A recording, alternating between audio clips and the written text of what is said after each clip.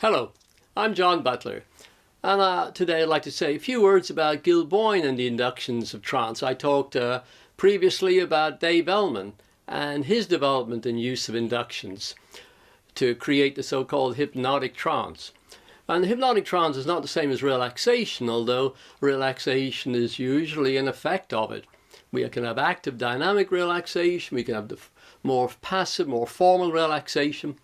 But hypnosis has an additional element than simply being in a relaxed state or even being in a trance, because there's many kinds of trance and many of them do not have to involve hypnosis.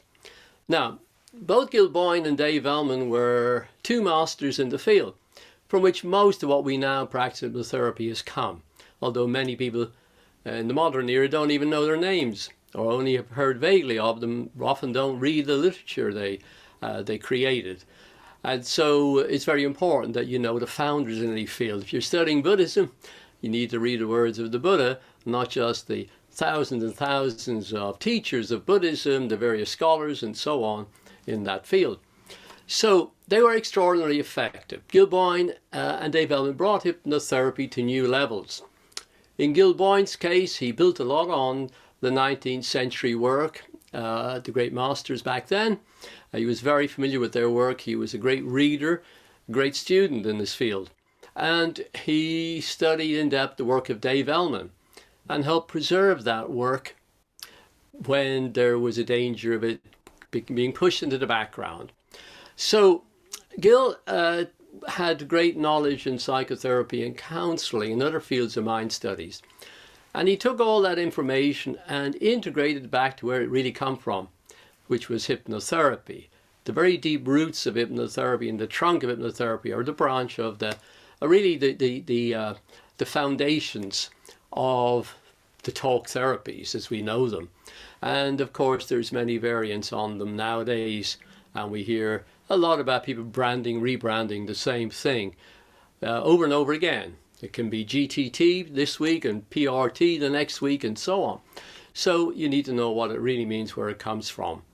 And if we look at words like cognitive and psychodynamic forms of hypnotherapy, or we look at some of the more integrative models, they go back to the Greeks and previously knew and used these kinds of methodologies.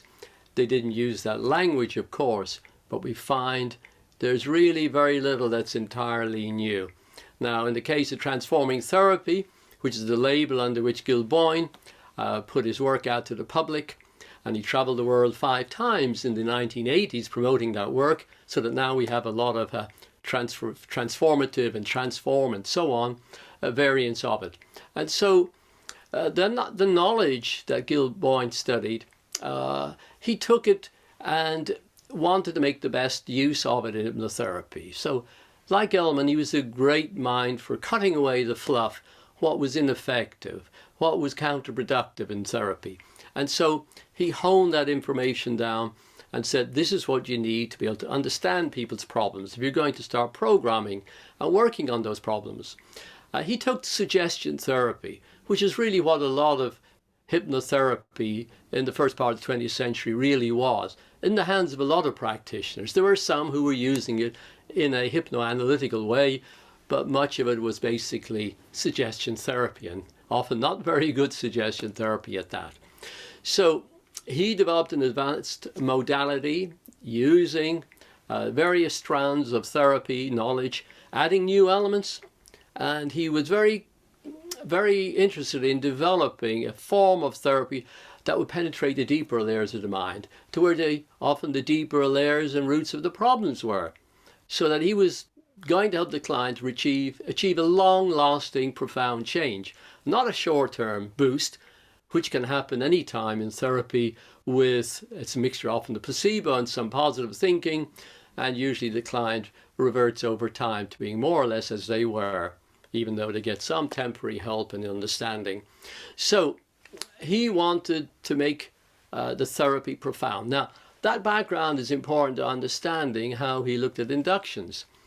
To say a few more words about the use of programming, the use of suggestion, of course, is part of developing the induction. And of course you could have non-verbal inductions as well. But Gil Boyne studied the use of the voice, and he went in a lot of detail about developing the vocal skills. He made a deep study of language, psychosemantics, psycholinguistics, and so on. And he wanted to make the very best use of language for programming, and not some of the more bland and ineffective ways programming would often be carried out. So he developed also a great deal of use of non-verbal methods. All in all, he wanted to understand what was really at the root of hypnotherapy, what was really important in inductions. And he delineated 5 main classes of inductions. And that includes even the instant form, using a form of directed shock. So it's very safe, very effective, and very good for analytical clients who are very intellectual perhaps, and has a very great role in therapy. And he developed it for use in public demonstrations. While practicing as a therapist, there was a period of over 3 years where he did a lot of work on stage in using stage hypnosis for charity mainly, and he developed a reputation as the fastest hypnotist in the world. He also trained people to be stage hypnotists, to do quality shows which were not in any way demeaning to the subjects, the participants in the stage show. So Gil Boyne developed inductions to a very, very high level. He was a master of a wide range of techniques, a vast range really, a dazzling array of techniques, which included lightning fast versions of the inductions. Shorter, longer forms of still rapid, but instant is a lot quicker, it's instant. And also to be able to adapt the induction to the needs of the client. He was very flexible about that. He was a true virtuoso of understanding what was happening with the client and with hypnosis, because he understood the principles deeply, and he had that great vast knowledge of hypnotherapy and allied fields such as psychotherapy and counseling. He had a vast library of physical books, and he kept on learning and developing, transforming therapy through his life. So he was very, very confident in inductions, and some have even claimed he looked like he was rather egotistical, which is really to miss the point, in my opinion. He worked from a position of great conviction in himself and in what he was doing. He did a lot of testing and convincers with the client in the induction and deepening phase. It might be an arm catalepsy, eye catalepsy as part of the induction perhaps. Other forms of tests as well. And he could switch from one to the other very, very rapidly, instantly, in the twinkling of an eye. He developed many other innovations in the field of deepening that were not there before. And he knew how to guide the client who was having difficulty with those, to deal with the fears of hypnosis that were coming up maybe, which hadn't emerged in the pre-talk before the hypnosis. Maybe other fears that were coming out of their minds based on their past baggage. Fear of losing control, fear of being taken over, and so on and on.